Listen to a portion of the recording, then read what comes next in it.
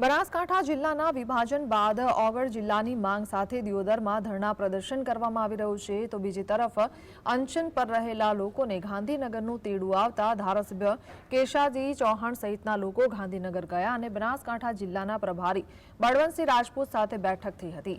બેઠકમાં બળવંતસિંહ રાજપૂતે જેમની રજૂઆત મુખ્યપ્રધાન સુધી મોકલવાની ખાતરી પણ આપી હતી। જો કે ગાંધીનગરમાં બેઠક બાદ પણ દિયોદરમાં ઓગળ જિલ્લા સંકલન સમિતિના સભ્યો અને સ્થાનિક લોકોના અનશન યથાવત જોવા મળ્યા હતા।